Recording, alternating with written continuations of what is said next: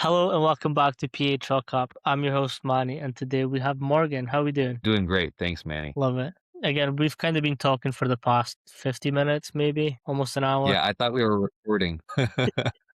Um, but for those who are listening in that perhaps don't know or have never heard of you, if you give us a quick breakdown on essentially what got you into strength and conditioning and what you're currently up to. Well, I got into strength and conditioning. You could argue when I was in middle school, and we had like a record board for our middle school on track and field accomplishments, and I saw them and I wanted to beat them. And the internet was just coming out, and so I just looked up how to run faster, and stumbled upon this website called XRX, which I think still exists, and it had a bunch of calculators on like how to like run faster, jump higher, and I started playing with this thing in attempts to trying to run faster, and that was kind of where the bug started. But it wasn't really cultivated until uh, in high school when I started wrestling, when I was caught sneaking into the weight room as a way of like training for wrestling practice and just to improve my performance. And one of the coaches was like, if you're going to spend your time in here, you might as well do it right. And then they handed me the essentials of strength and conditioning, the NSCA text. I was a sophomore in high school and I was like, wow, this is pretty cool. And after that, I was like hooked. I was hooked in science. I was hooked in strength and conditioning. It gave me the burning question that I needed to like want to pursue this field with like the vigor that I have still to this day.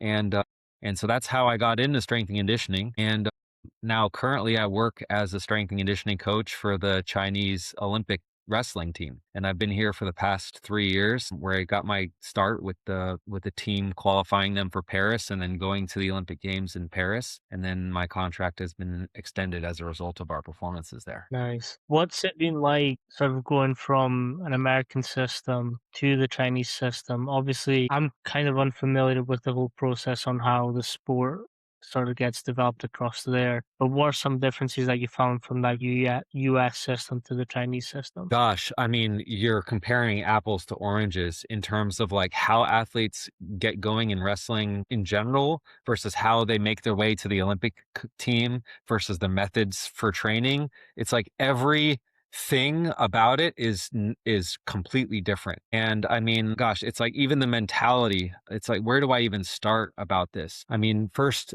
of all, in the US, wrestling is all self-driven. Athletes self-select. They put themselves in they choose to go to high school. They pursue it through high school, ultimately through college.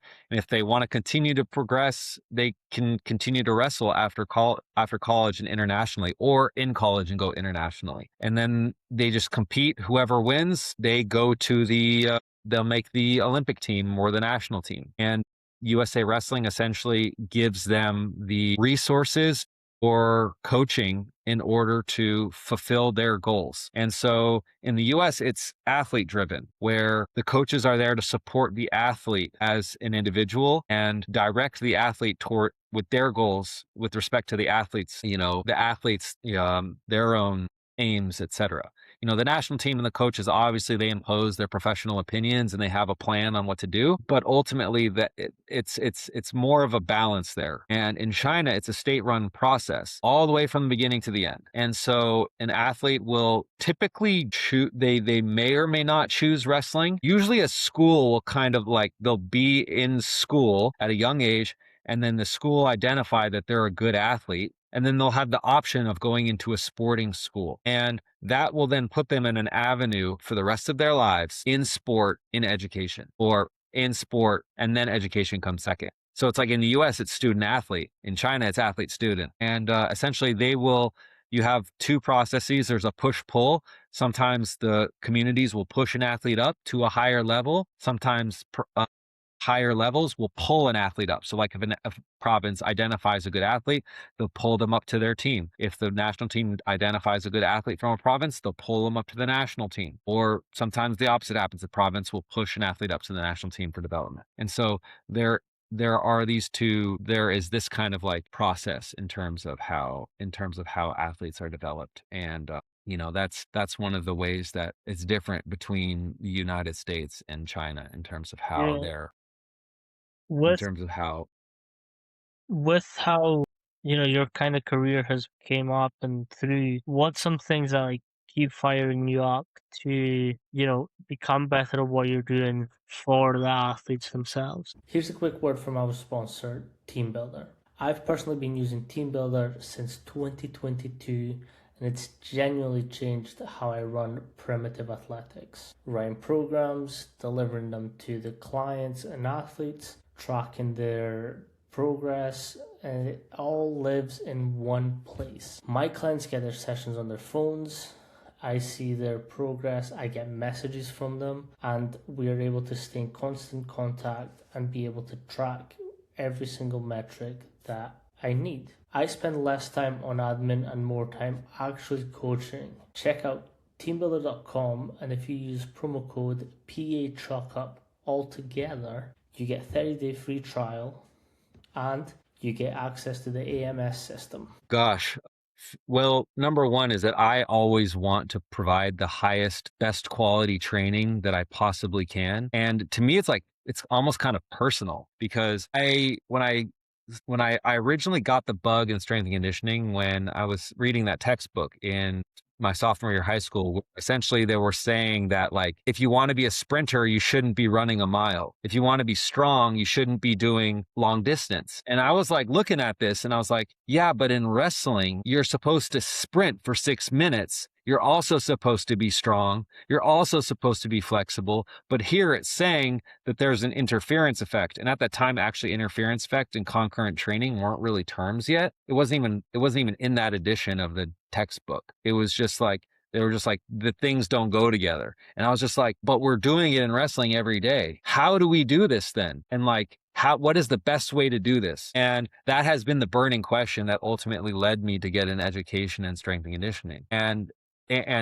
for wrestling. And for me, this question has just always been so interesting to me that I just am so interested in the outcomes of the athletes and in the outcomes of the athletes training. Then on the flip side, wrestling has changed my life. It has taken me from low lows and put me in a point in my career which I am so thankful and grateful to be at, that I am forever indebted to this sport. And I think wrestling is a beautiful avenue to reveal character, to develop character, and to really create a unique experience in life that other things don't really afford you. And so I really think that I have the ability to help at to I don't want to say help athletes, but guide athletes to realize the beauty of life through this sport. And I think that when one can kind of give themselves to their sport with their best effort and try to trust their process and trust their development, it allows the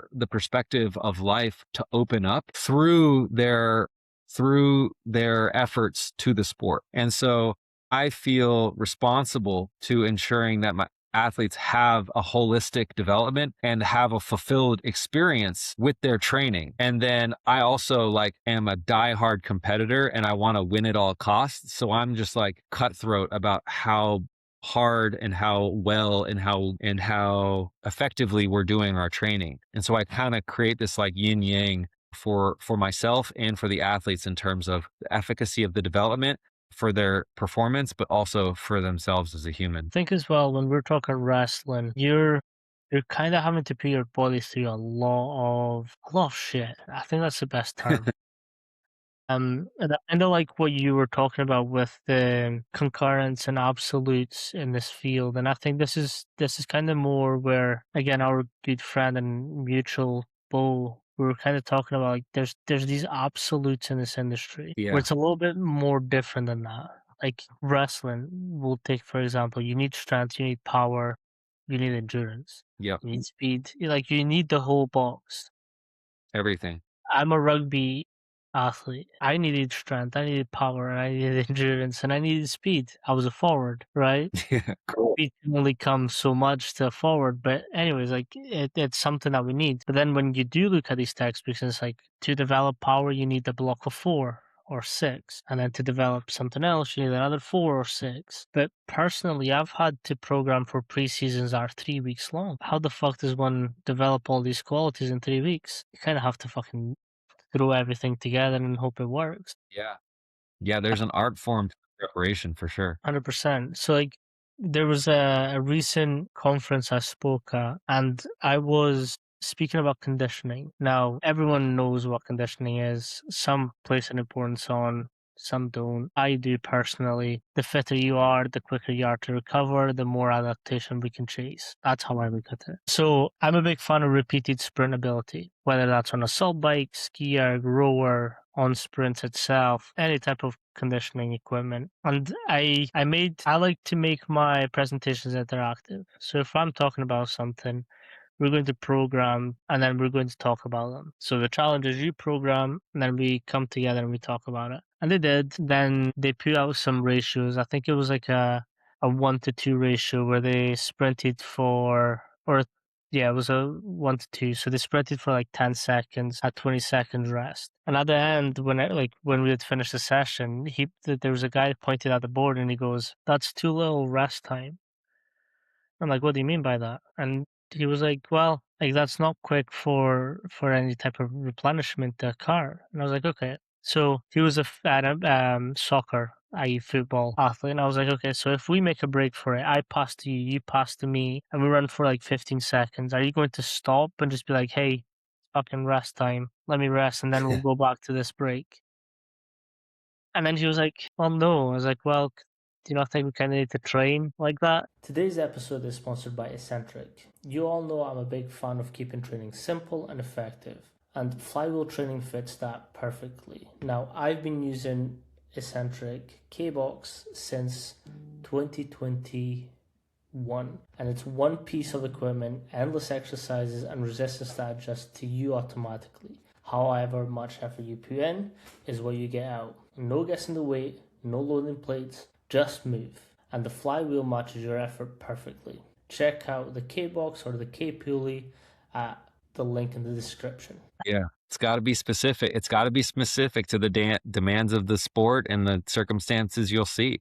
Otherwise, you're leaving something to be desired. 100%. And it's the same as, so kind of to the point that you were talking, where like, how did you then start thinking about programming for wrestlers where there is all these crazy demands all happening at once? Well, the key is in physiology, in understanding the mechanisms behind the adaptations. What are the stimuli and what are the downstream adaptations? And then even a little understanding of genetics and epigenetics helps there, because if you know what kind of adaptations and what the mechanisms of that adaptation are, you can create timelines for how they occur. And those timelines essentially have to be considered in your training, and that's the key in my philosophy. Then it has to do with layering and complementing and contrasting these adaptations such that you create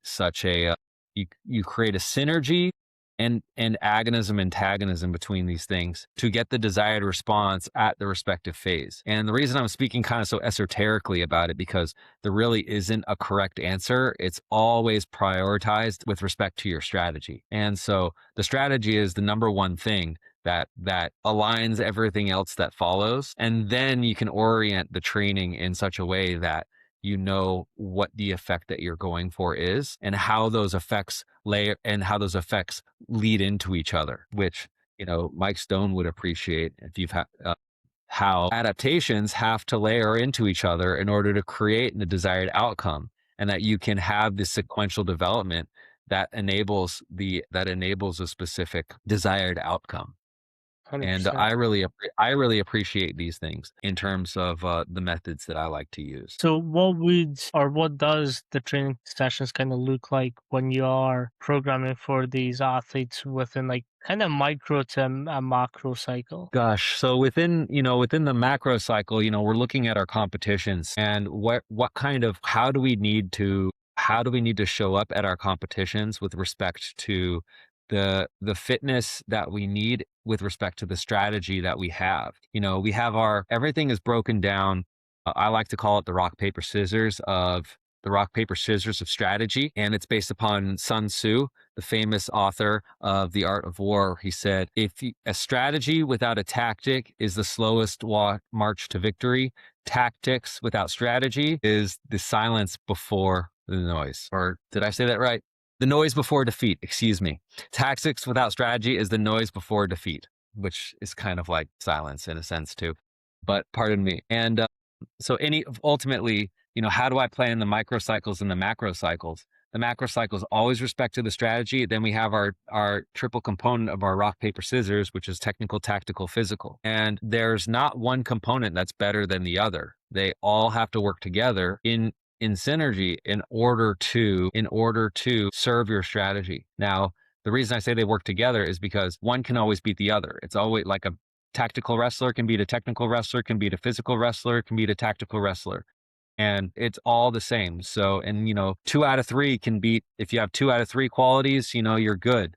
If you have 3 out of 3, then you're even better. But it's a matter of identifying where the holes in that game are, and then the physical element of that has to serve the tactical technical component. And so the macro cycle is the zoom out of this. The micro cycles are all about the adaptations and the timelines of those adaptations, such that they can reach the timeline, such that they can occur within the timeline that you need them to layer into each other, so that way you can perform on the days that you need to. Yeah, and with that kind of being the sort of full-time position, how does that sort of gear them up for the Olympic cycle and for these very, major competitions that they're really striving for? This preparation is everything.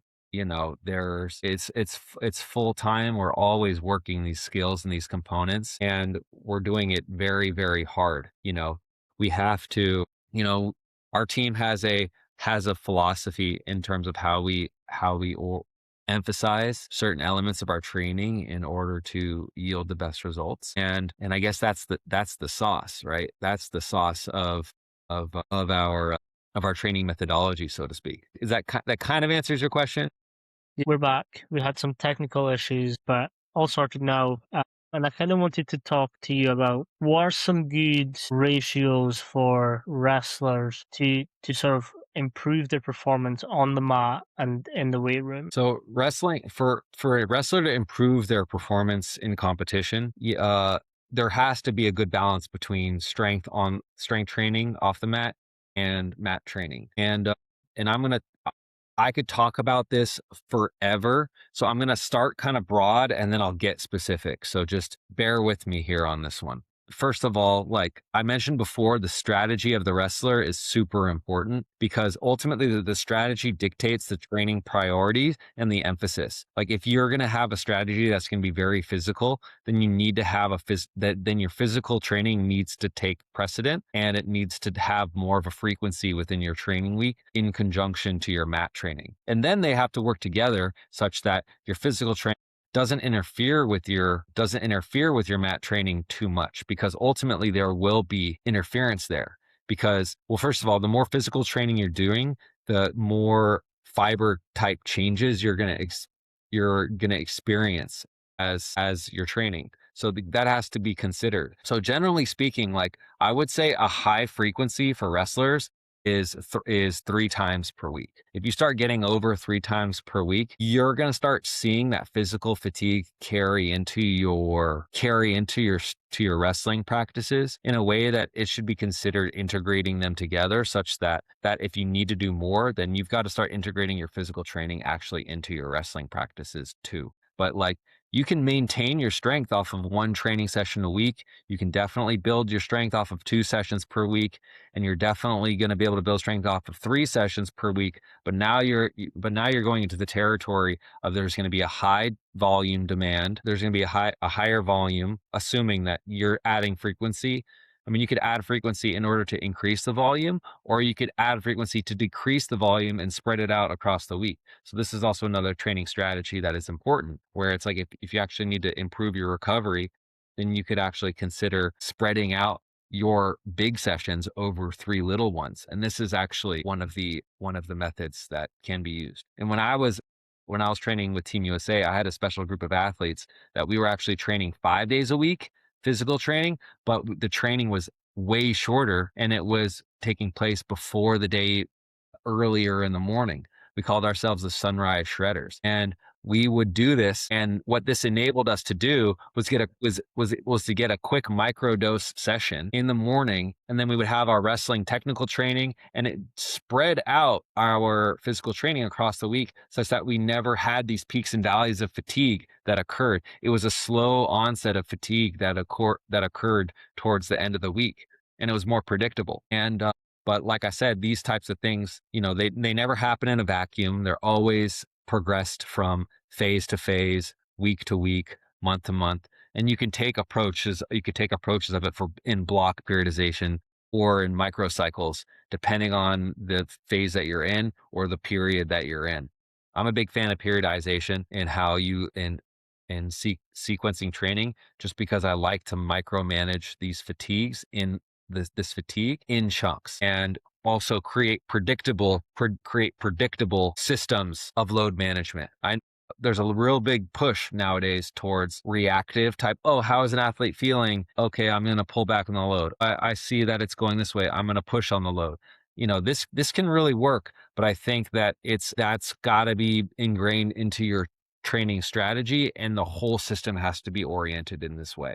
And it's not better, it's not worse. It's just another strategy. Yeah, I think that's an important thing to say. So, in theory, I disagree with you. I'm more of a not reactive periodization. It's more let's have options. So, like for Yeah. every program I write, there's two or three different options that depending on how they come in, and it's reactive to how they come in, yes, but the goal is still overall the same. Like I still need them to push. And like I've been Yes. openly on this that I need my athletes to last a game and a half.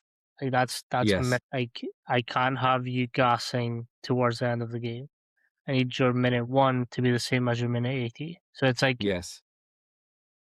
there's still times where you have to push regardless of how you feel. Yep. But in saying that, if I know that there's things lingering in the background, I'm going to take it a little bit easier. But I do agree that it's not the only system or the best system. It's just my system, and I like how you Yeah. feel that as well. Yeah, there's no such thing as the best, because it's a matter of what you can coach well and what your athletes can be coached well with. And this is the thing, is that that's the art of coaching. Is that at the end of the day, like there's still this X factor of like, what is the system that you can manage, and how does it fit into your training model? And this is why I like to just say that it doesn't matter. You can argue to your blue in your face, but ultimately, there's a lot of studies that just say, all things considered, as long as the volume is accumulating over time, then you're going to progress. Then the muscles are going to adapt to it. So it's a matter of, what are the qualities that you're progressing over time, and how is the body, mind, and spirit responding, as well as the sport abilities too, because that's another thing too, is that the sport abilities also are being trained in conjunction with whatever it is that you're doing. So you have to make sure that those things are working together as well. So You I guys, you appreciate touched the on approach. something interesting before as well, and I kind of want you to dive in a little bit. Yeah. So we were talking about like the strategy focused training, but for athletes and coaches, how do you sort of determine what kind of wrestler you are, or like what kind of strategic athlete you are in the wrestling to determine what then you focus on in the weight room? Yeah, it's a really good question. So there's some like obvious strength and conditioning answers, and then there's some not so obvious strength and conditioning answers, and more into the weeds of the sport. So first, it's like you got to have your needs analysis of like, where is the athlete, like where's their fitness? And the way that I like to look at fitness for wrestling is that you got your advantage, you got your neutral, and then you got your disadvantages. And we've got like, and there are certain standards that exist, that are based upon, what have Olympic champions have earned, or how have they performed physically with respect to their physical fitness standards. For example, like Hamid Suryan is like a two-time Olympic champion, four-time world champion. He could do like 50 pull-ups in a row, but his back squat was 1.8 times his body weight. with Yeah. respect to, and then also like his bench press was like 1.25 times his body weight.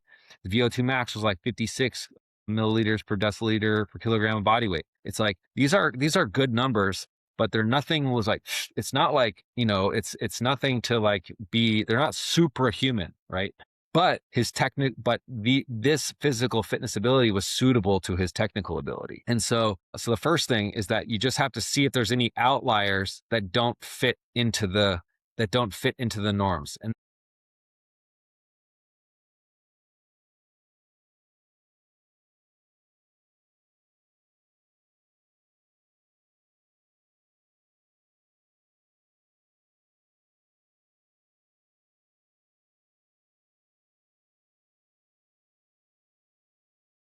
those what are the ways that you could, things that are going to get,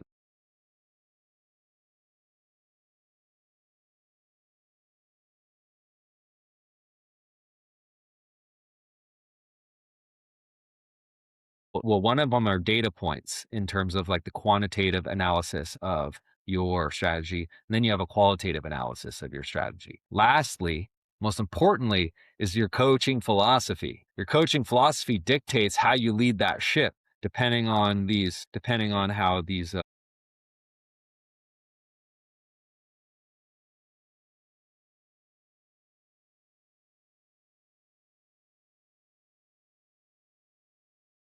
follow upon. And I've got on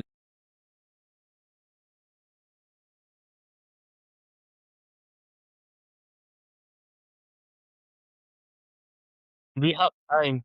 This next question is going to sort of touch a little bit more on that, but I believe in a bucket filling system. And again, not all buckets need filled, and I will stand firm on that. But you kind of need to also work on your weaknesses as well as your strengths. So with, identifying your strategy and, working on ratios to sort of better that style of wrestling, have you seen much benefits in learning different strategies and sort of knowing how they can benefit your overall game? Yeah, absolutely. First of all, in my experience as an international wrestler, I was able to travel the world for over 12 years and wrestle internationally,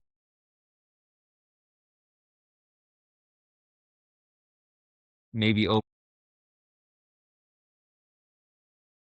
their strategy in Sweden.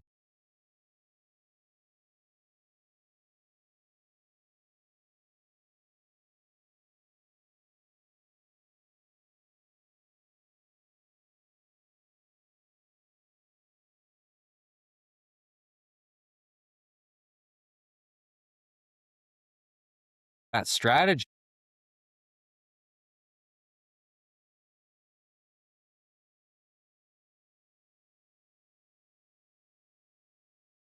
So,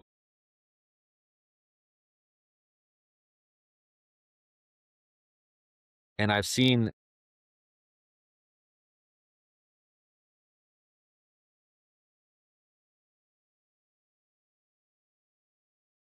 know the reactions, know the responses, and get creative to find new ways.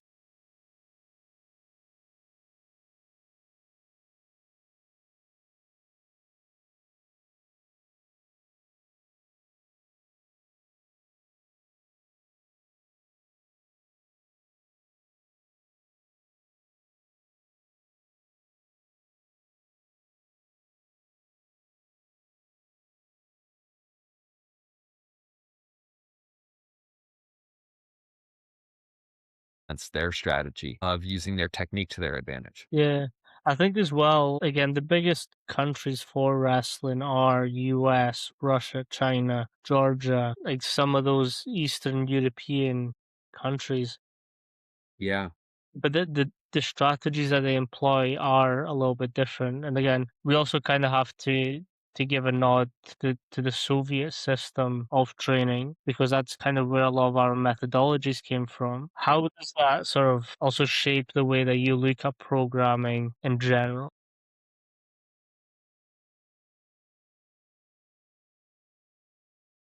It's like,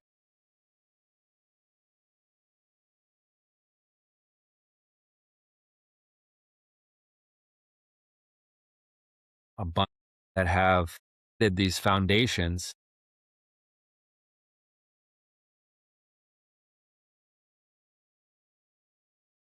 data collection, and the importance of period,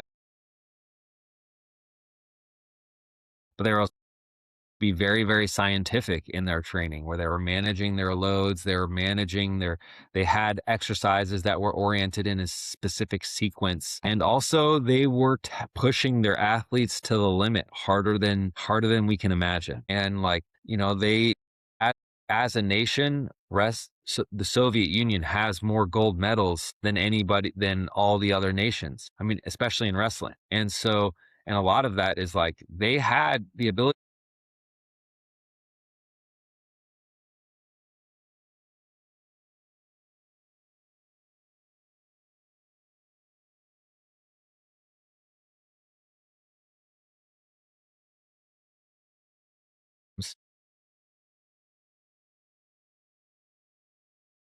develop movement vocabulary, training sequencing, training scheduling, training frequencies, recovery modalities, mental models, and tactical approaches.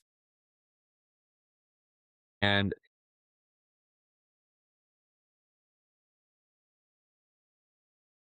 from it in the way that it does its training. And Chinese weightlifting is successful, and their influence came from the Soviet Union. That time they were exchanging information at that level to those. Yeah, I mean, so I've been recently on a pursuit of figuring out what old texts were saying in terms of strength training for general and overall. And this is one of the books I'm reading currently.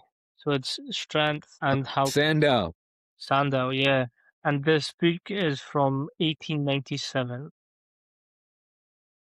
So it's interesting, like reading back to what they were doing and like what we're currently doing. And I mean, I got this book a couple days ago, so I've not properly gone into it. But the first bits I've read, it's talking about like a specific training routine in between each set or like each tier, we'll say the person jumps into an ice bath. Then they come out and do the next set or the next tier, and then they jump back in the ice bath, and then they go back. And it's interesting because like now we don't necessarily do that specific thing, but we do like we strength train. We go ice baths or recovery modality. So it's like it's interesting like how still in 1897 they were talking about tapping into that recoverability during sets to optimize performance. I think it's Yeah. fascinating. I also I've not properly opened them yet, but it's what's the name? Yeah, it's fascinating. Forget the first name, but it's Atlas, and he wrote these series of letters to his students. There's 13 of them, and it talks about his approach to health and fitness. It's like it's a little bit more bodybuilding, but it's still talking about like the fundamentals of it is training and sets, reps, nutrition, so like I've got these letters that I'm going to go through them, but it's fascinating. Like again, what you're saying is like what was old is coming back in, and they kind of just pendulums the whole time. I know what you mean by going back to the old texts. There's a romantic element to looking at the old strength and conditioning textbooks because, they had what I always liked when reading those old book or reading old strength and conditioning texts is that they didn't have research to read about these sort of things. And so I like to hear everyone's rationale behind why they think what they're doing is a good idea. And to me, this is just fascinating to see like what are the insights and the thoughts about why to do these things and what are the ideas that people had in a vacuum. Uh-huh. And it's really quite interesting, because it's like, some of them will talk about like, oh, you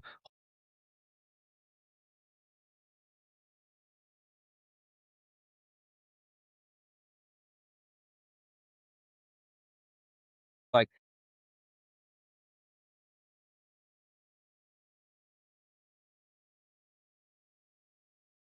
train it at it and will get response. And and tuition tuition that came in coming up with these ideas. And like another really good one that I appreciate, I forgot the name of the guy, but it's around the same. He's like in the circle of Hackenschmidt and not Atlas, Sandow, but he essentially wrote a book about mind muscle connection, and where it's like the whole thing is about him squeezing the muscles and feeling the fibers and trying to do all these things in order to coordinate the muscles better. And lo and behold, it's like we find out that the more you train your muscles and the more motor unit recruitment. So it's like it's all the same. 100%. So I always, again, I had to sit through a hard conversation with one of my lecturers, and I think really early on I was making definite statements. So like, so I saw things work, and I was like, "Oh, this definitely works. Then this is it." And my lecturer kind of sat me down and was like, "Look, I understand what you're saying, but it's all hypothetical. Like, it might not work with everyone." And like that was kind of hard because I was like, "No, it fucking works. It just works." And he was like, "I get it, but all these things are just theories. Like, the best thing that we can do," and it's kind of a conversation I had with Mike Stone, and it's like I essentially asked him like, what is your goal of researching, and how do you sort of live up to, the quality of research that you've done? And his thing was, well, to make sure, like, to prove something, you have to do it so many times that you get the same results and it just works. So like he's done so much research on block periodization in all different types of walks of life and all different methods, all different things. But he knows block periodization because he studied it so much and he's done so much with it that it's built that validity for it. And that's why that's one of the main, training methods that we or periodization models that we talk about. It's like it just works because he's done so much on it. But it's kind of like we kind of also have to talk about the interpretation from each other. So how I might read block periodization might be different to how you read block periodization, right? Yeah. And I think, and again, I spoke to Mike about this, and he did. We kind of came to this conclusion, and I it kind of led to a different question sort of answer. But it's like you also have to listen to your interns because their interpretation of things isn't as jaded as yours is. So like you might have this profound because you've seen it work and you've seen it happen this way. But it might take an intern to say a specific phrase or specific way of wording it that you're like, oh yeah, actually, I've never thought about it that way. And it's interesting because like you have this, but yeah, this so essentially it's like listening to interns and making sure that one, they know where they might run into these issues, but B, like you also listen to them and see if you've only approached this certain topic one way.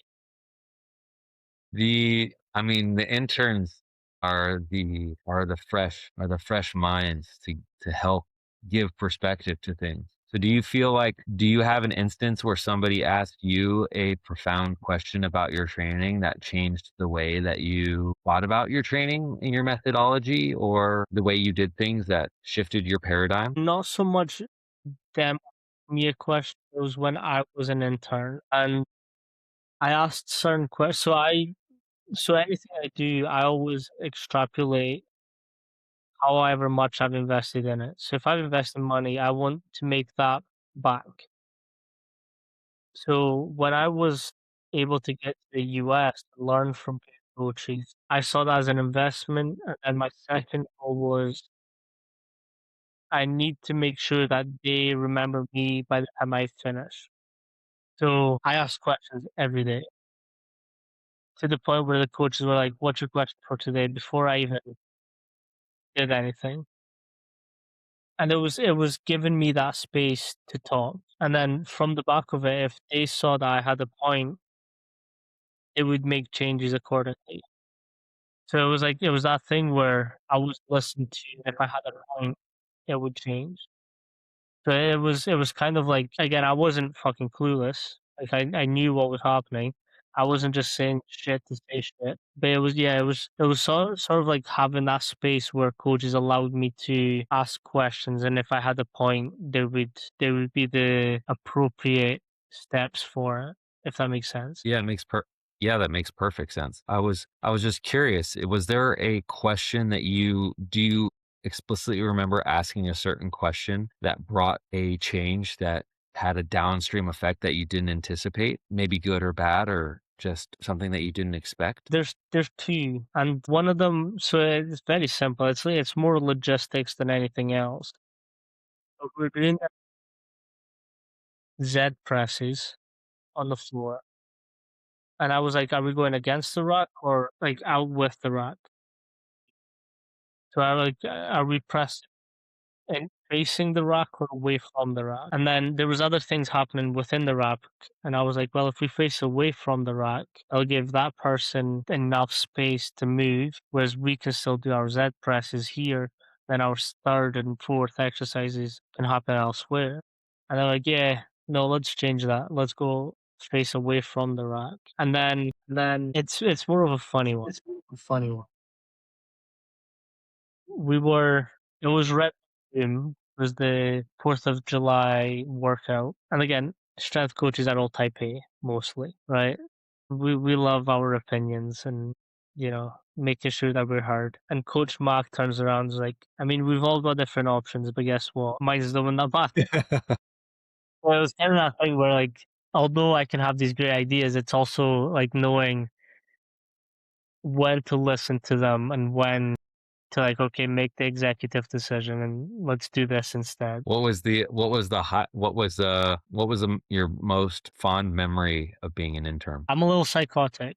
I'll preference this, but one of my missions was to make sure that they remembered me when I left, and that I can call any of them now and they'll answer. So it worked, but it was knowing that they saw me as an integral part of the program. Like I wasn't just an intern. Like they ended up giving me a good amount of responsibility while I was there, and I think for that to happen, I had to check a lot of boxes, which then validated my choice in the career path I've taken, if that makes sense. So what did you do in order to really integrate yourself and make yourself integral into that program? Because, you're coming in as an intern and there are people that are supposed to tell you that into the framework requires some bigger picture thinking into their system. So what was it that you recognized that you needed to do in order to fill that gap?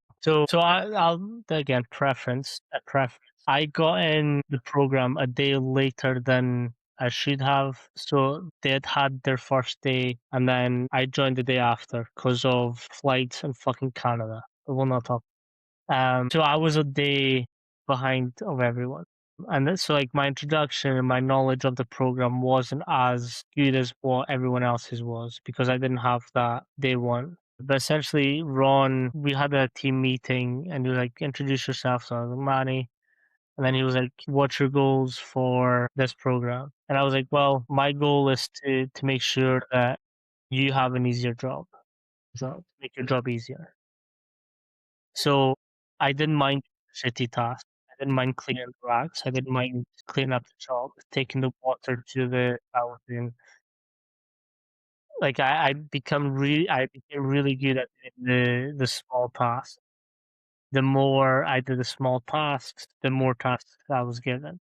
If that makes sense. Yeah, that makes perfect sense because they saw your value and they saw how you were able to really make everybody's experience there better. We were talking about this earlier about improving the experience of everybody is going to improve the outputs and work that's being done. And things as little as that make make everybody feel Mhm. good and feel appreciated and feel important, but also feels like you care. You care about the program and you care about the system and care about the development and care about everybody else if you're doing things that you don't need to be doing. To the point that we were talking about earlier as well, it's the eye for detail as well. So like it could be something minuscule as like the iPads. Like I would get in half hour earlier to make sure that all the iPads and the BBTs were all out and prepped for the session.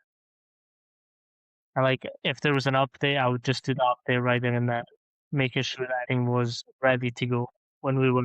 Yeah, those things can't be understated. Preparation is I mean, we're in the field of preparation, so when we prepare to prepare, we're just following our own orders in a sense. Yeah, there's a saying, it's "Fail to prepare, prepare to fail." That was something that my rugby coach used to tell me when we were training and whatever else. Like when I didn't want to do those shitty reps. Fail to prepare, prepare to fail. Isn't that Winston Churchill that said that? Might be. I think it was Winston Churchill, which was trying to give you some great British kudos.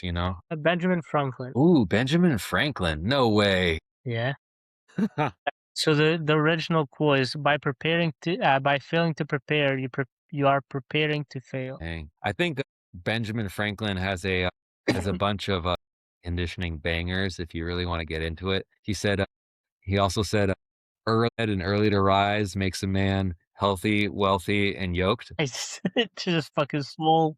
Or maybe early to bed and early to rise makes a man healthy, wealthy, and gives him buys.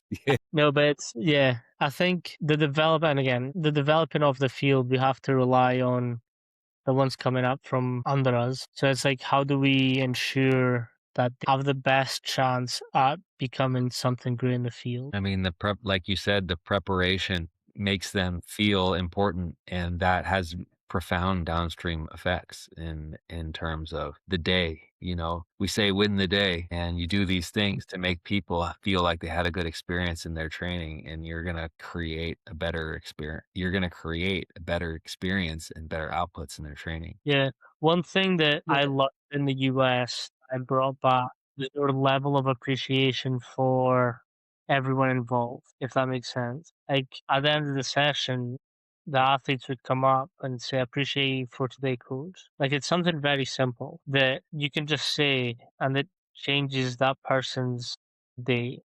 I mean, not only that, but you string enough of those days together and you change that'll end up changing their life, which makes me want to ask another question is how would you compare the coach that you are today versus the coach you were back then? I'm more present. So I learned that when you're a strength and conditioning coach, first off, we're in the business of growing people and functional members of society. So showing up for the just quiet weight room time, can I get them through this session? It becomes a thing of, if they feel any pains and niggles, how can we help them get over them so that they can perform comfortably? We are also essentially also unglorified psychologists, right? Like they'll come with a million and one problems, and we just have to cipher through them, and make it through their session. So it's I think, yeah, I'm more proud of the fact that I don't mind taking a little bit extra time out of my day to learn about them, to make sure that there's that relationship, that they know whatever happens, I'm there for the human as opposed to just that. I mean, not only that, but the athletes, they find inspiration from their coaches and they draw from the motivation from their coaches. So if they're starting to waver in their inspiration and motivation, then it's part of our responsibility to ensure that we can give them fuel for their fire, or at least help them find resolve to let them feel that it's okay to feel the way that they do if they need to pivot in their lives. Like you said, like the psychology is really important, and giving and helping the athletes cultivate their purpose and using that as part of their reason for sport I think is part of our jobs. So I appreciate what you're saying in terms of how you believe in nurturing your athletes and giving and creating an environment for them to really feel like they're important. 100%. I think that's, so again, going back to Coach Mark, and I saw, so at the end of each season or recruitment, he has one-to-ones with all his athletes. He asks them what's his goals and whatever else, what's your why, which is all good and dandy, but he uses it to motivate them. So, like, he'll recall exactly what they said every single time he needs it. So like we were doing math testing. There was a certain player who thought he was done, and Coach Mark turns to him and "I thought you wanted to go to the league. To get to the league, you need to do this." And I was kinda like, "Fuck, he remembers all this shit." Wow. That's like, I think that's the most powerful thing you can do as a coach is to remember the moments that you share with your athletes and then bring it back to them because that shows that the relationship is important and also the ownership that you have as a coach in their development. It's like you're taking ownership over of that responsibility and that relationship that you're cultivating with them. It's creating the accountability that like, hey, I remembered what it is that you wanted from me and what you wanted from yourself. And here I am reminding you of what it is that you told me. Mhm. That's a It's really also interesting coach. sorry, go on. No, no, it's okay. I just wanted to say that's a really interesting coaching practice that you bring up because, I appreciate that and I could integrate something like that into my own practice and really utilize something like that just to improve the interpersonal relationship with the athletes in order to get a better relationship with them. Yeah. I like that. I think it doesn't necessarily then mean it's just an I goal, it's a we goal. I think if they know that you're into their goal as much as they are, they have some of that validation with their goal. And then it becomes like oh fuck, if coach got me on this and he knows my goal and we're training towards my goal because he's recalled it back to me, Yeah. you get extra buy-in from them. I mean, if you're working with athletes that are on the fence, then it's necessary. It's definitely I mean, I think in college sports, it's definitely more important because the athletes are still in the process of developing their identity as well as developing their habits as an athlete as they become professional if they're going to be professional. And most won't. So just being able to at least hold themselves accountable to their own goals is a lifelong process that they really need to cultivate and develop. 100%. No, it's again, yeah. So your question, I think I'm more present on the coaching side. Whereas like I think before I thought I knew everything and everything was like measured data and all that stuff. But I care more about the actual coaching now and being there. It's funny how that works out, huh? Yeah, It'll probably go back full cycle. You'll start to 100%. get back you'll probably now that you got the soft skills down again, you're gonna go back into managing the data and trying to see, I wonder how this data affects their moods, etcetera, which I think Yeah, is actually what they're yeah, kinda moving into a little bit because, like, as you saying that there's a push to move into microcycle management as opposed to macro cycle and block management. And now that there's more data, especially about mood states and physiological responses, there's going to be a more of a profound experience, profound insight into how is our physiology affecting our mood. And there's going to be yeah. hard numbers for this. I think so I have a really hard time reading research recently because it's one thing to research, another thing to do. Like with research, every variable is controlled, right?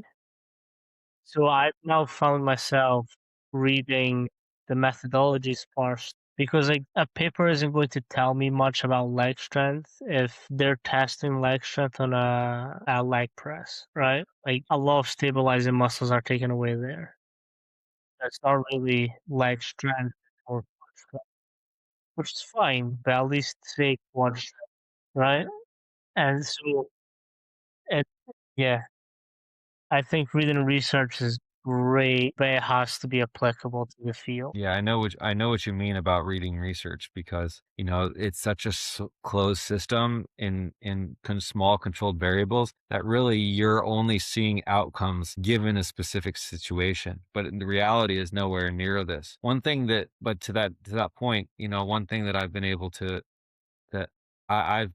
do with research that I feel, is a good perspective is that research just goes to show what questions people are asking and how they go about trying to answer those questions. And I think one thing that, as humans that we have to really work on as much as we can is our critical thinking. And that all comes down to the questions that we ask and how we go about to solving those questions. And I think that right now, we have answers at our fingertips for everything, and now it's even easier to get any answer for anything, even fabricated answers. And so, but at the end of the day, the questions are the most important part. And the questions that people are putting in the research is kind of showing where's the consciousness of our field moving and what is it carrying with it in terms of the knowledge bubble and the paradigm of training. 100%. I also kind of wanted to throw it back on you now. What are some things that, or some differences between when you were an intern to the coach you are now? You know, kind of ironically, I've never been an intern. When I moved to Colorado Springs as a wrestler, I was just thrown into the fire as a full-time athlete. And I just graduated from UC Davis with a degree in exercise biology. And I was really lucky there to like study under some of the best professors in the country. Dr. Keith Barr was one of my professors, and now he's like, at that time, he was starting his tendon research. And now all of his tendon research is like really kind of coming to the surface about how the importance and the adaptability of collagen and tendon tissue. And so, anyways, I had this really strong background in physiology. And then when I went to start wrestling with the team, we had a strength and conditioning coach and an intern there that were just awesome people. Guy there, his name was Rob, and his intern named Brandon Sakel. They were together. Yeah, Dr. Keith Barr, that's the guy. And they had awesome training.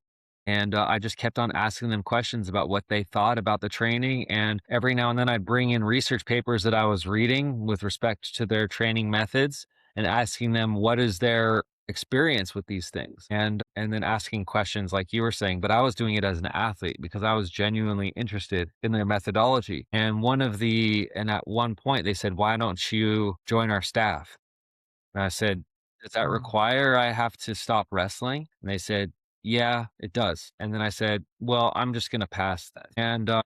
So then, like a couple of years went by, and then they left the organization. Rob went into the special forces with the Green Berets, and there was a hole in the hiring for the U.S. Olympic Committee, and USA Wrestling didn't have a strength and conditioning coach, and they asked me to do it, and so I did it. I stepped up, and I was essentially an athlete coach for the next 4 to 7 years. You could say 4 to 7 years because during COVID we kind of all disbanded, and that's when I opened a gym and invited everybody to train. Then we continued to train until Tokyo and a little bit after Tokyo for 2 years. But needless to say, at that time, essentially, they just like threw me to the fire, and I was learning hard as I went. You know, it was easy. The easiest part was like engaging with the athletes because we were training together. We had been training together for 5 years already, so I knew everybody. We already had good relationships, and I was doing the training with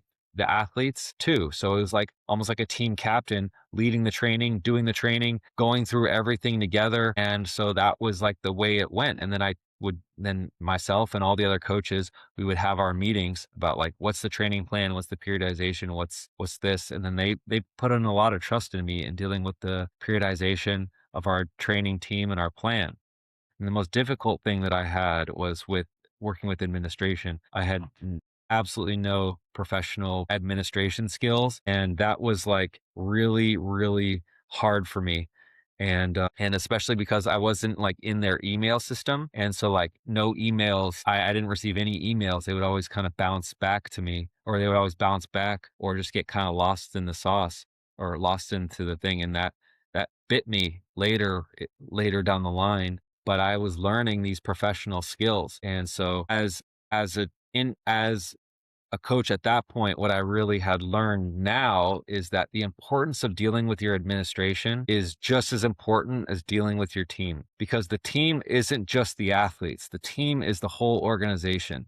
And you really have to work together towards your collective goals if you want to accomplish things, because everybody needs to be on the same page. And everybody needs to be part of the process, and everybody wants to be part of the process. Like, we're in sports because we want to win, we want to train. Everybody's got really good training ideas. And I think, just so eager to just learn and pick people's brains all the time that maybe it kind of came off as like a little too amateur. But when really I was just hungry for knowledge. and I really needed to, and I really learned later how to deal with professional organizations in a better way. And now with the Chinese Olympic Committee, it's like the professional part of it is like it's buttoned up to the highest level. Like there's no room for error in any way. And also, there's just a different type of leadership structure that is in Chinese culture in general. And so I've also learned to adapt to that sort of to that environment as well.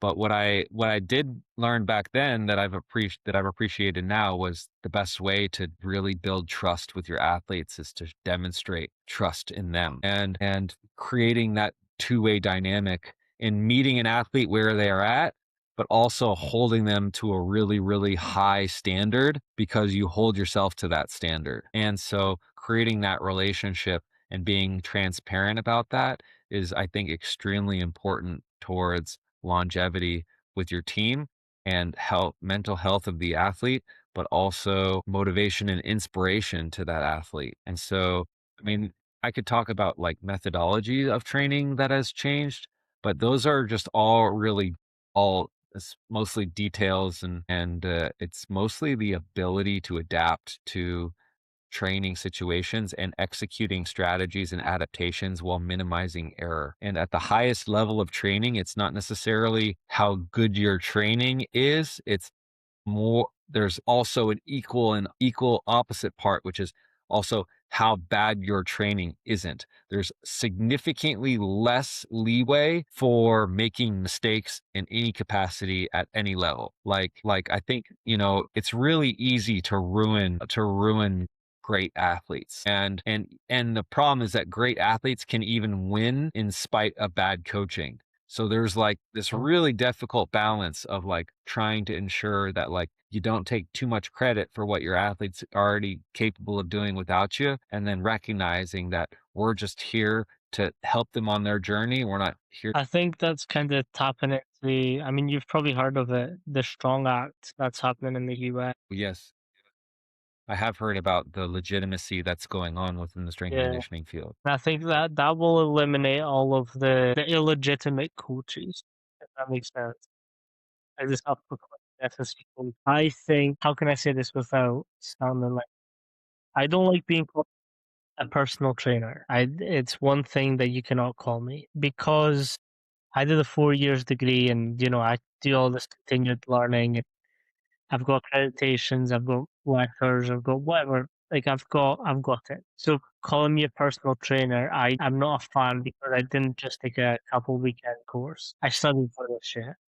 So I was at the doctor's the other day, and the doctor was kind of asking me, "Oh, so what is it that you do?" I was like, "I coach people in the gym, you athletes and whatever else." And he was like, "Oh, so you're a PT?" I was like, "No." So then I kind of explained to him what the differences were, and he was like, "So it's kind of like the self-proclaimed physiotherapist is that actually just a sports massage course? I think they're full-blown physiotherapists." And I was like, "Yes, exactly. Actually, I mean, technically, we pick up where the physiotherapists leave off. So, Yes." like, if a physiotherapist does their job properly, then we can take them to the next level. So, it's all on the same line, you know? No, but so I not in the US, there's different laws in the US that stop this from happening. But in Europe and the UK, you can do like a sports massage course and you can massage people. There's always loopholes. Yes. So you're not Yeah, sports therapist. Yeah, yeah. it's like ART, like you can get certified in ART, and therefore you can start doing massage for athletes if you're like a coach, a strength and conditioning coach. And, it is what it is.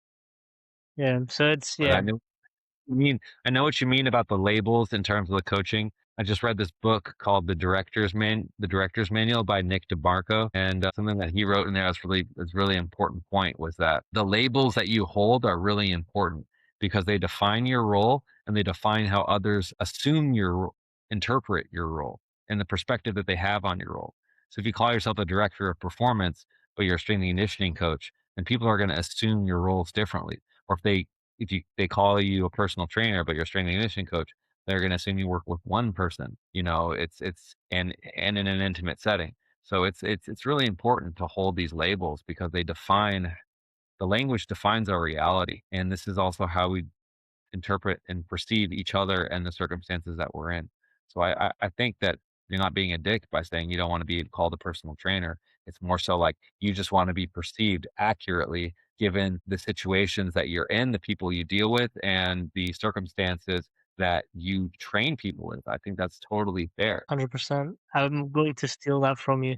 Morgan, thank you so much for coming in today. It's been a pleasure to talk to you. I think I was kind of talking to you about at the beginning, but it's these conversations that I value. It's the yes, the X's and O's are great. Like, let me get into the psychology of my athletes, the interpersonal skills that really make the most value for the time that we have with them. No, it was a statement. That's why I like these conversations. Oh, yeah, I mean, this conversation's been wonderful. It was great to get to know a little bit about your experience as an intern and how you felt like the questions that you were leading with were ultimately what opened the doors for your future as a training and conditioning coach. And clearly it's actually led you into this avenue of life with podcasting, which has enabled you to have such great interviews with great people. And I it's been wonderful. I really am thankful to like have this time with you, and I feel honored that you said all those really kind things about me, and that other people said kind things too. I mean, No, I so I really appreciated your podcast because I thought you asked really good questions on those podcasts, and so that's wonderful. It's really admirable trait of yours. so I also think that coaches need to be praised for what they're doing well.